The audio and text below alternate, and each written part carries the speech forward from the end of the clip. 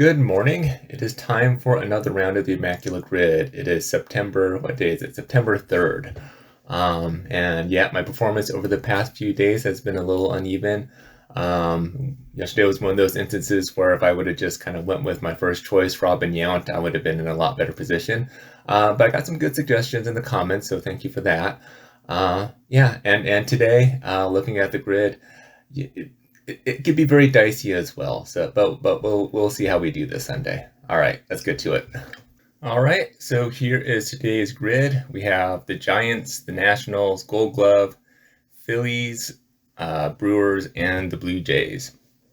So let's see. We're gonna start off on the upper left here with the Phillies and Giants. I feel like Jose Mesa is going to be one that will work here. Here we go. 100% of people can. I can't believe that. But in any case, Jose Mesa works. That's a good thing. San Francisco, Milwaukee. I've used this one before. I'm pretty sure this works here. We'll go with former Mariner Dave Burba, starting pitcher.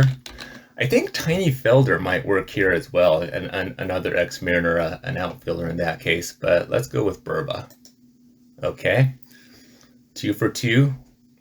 And San Francisco, Toronto. I'm going to go with Tony Fernandez, who's a pretty good shortstop for Toronto, and he made his rounds after his time in Toronto. He played with like the Yankees and the Giants. I seem to remember as one of the teams, obviously, and a few others. And I wouldn't be surprised if he would fit in the Gold Glove category as well. But we'll go with Fernandez. Nope. Okay.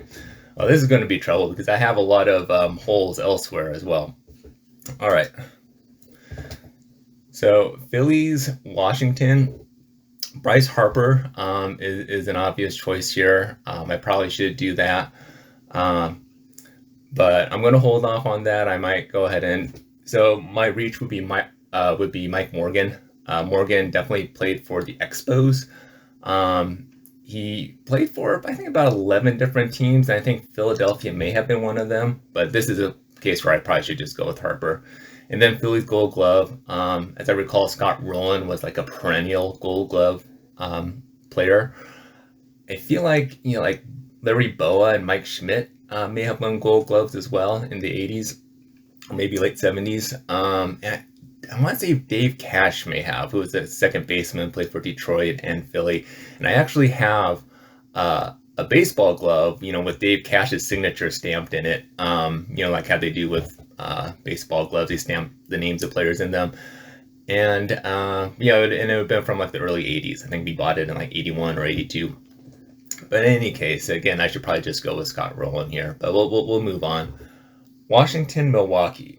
I feel like Marquise Grissom made his way through Milwaukee. I know he started his career, I believe, with the Expos, and at least that's where he started gaining some notoriety. And we'll see if he did, in fact, go through Milwaukee. He did. All right. So I'm really uncertain about Washington, Toronto. I'm just going to go with Matt Stairs here. I know he played with Montreal, and Matt Stairs, professional hitter. He usually would just play like 1 or 2 years with the various teams that he played for. I don't know for a fact that Toronto was one of them, but we'll see. There we go. Matt Stairs, professional hitter. All right, doing pretty good with my guesses so far. I honestly thought Tony Fernandez was going to work there, so that was a disappointment. All right, so Gold Glove, Toronto. So yesterday, one of my flubs was Roberto Alomar. I'm pretty sure that he would be somebody who would work here. And it's kind of funny. I kind of have a fantasy baseball mentality sometimes when I play this game. So the fact that Robbie Alomar did not fit into the MVP section, so I feel like somehow he let me down. Just kind of like somehow when I'm watching my fantasy players and they don't have a good day, that somehow they let me down. When in fact, that's kind of a silly way to look at it. But in any case, we'll go ahead and try Roberto Alomar again and see if I can get it this time. All right, that works. Milwaukee Gold Glove. I seem to remember that Jeff Cirillo was a pretty good fielder. So I wouldn't be surprised if he works here, though I don't know at all. I'm probably going to go with Robin Yount. Again, that was the player I should have went with MVP Silver Slugger last puzzle.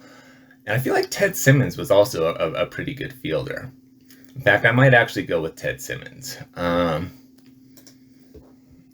hope that that's the correct way to go. Nope. Dang it. All right. So my ceiling is 7.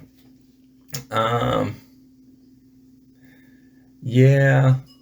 Well, I'm definitely going to just go with Bryce Harper here because I don't feel confident at all about Mike Morgan.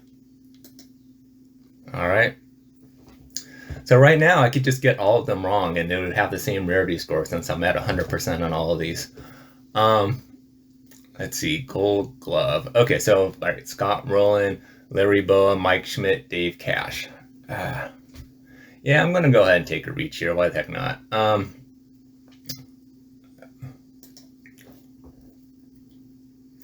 right, we'll go with Larry Boa. Let's see if he earned himself a Gold Glove. He did. Okay.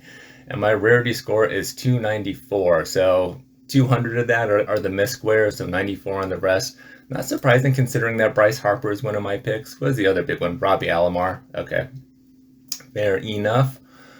Yeah, let's see if Robin Yount didn't win that Gold Glove in Milwaukee. I gotta go back to the AD. I could just do a search for Yount. No, he did not. So I do not have to have any remorse about that. All right. Oh yeah, I could look for Dave Cash too. Second baseman, Manny Trio. Nope, Dave Cash would not have worked either. So I did good there. Fernando Vina. Fernando Vina. That would have been a good guess for Milwaukee. In any case, that is my grid for today. 7 out of 9, so I'm keeping pretty consistent with a month ago. Yeah, I had a couple good picks here, but in any case, I hope your Sunday grid goes well, and I will catch you tomorrow.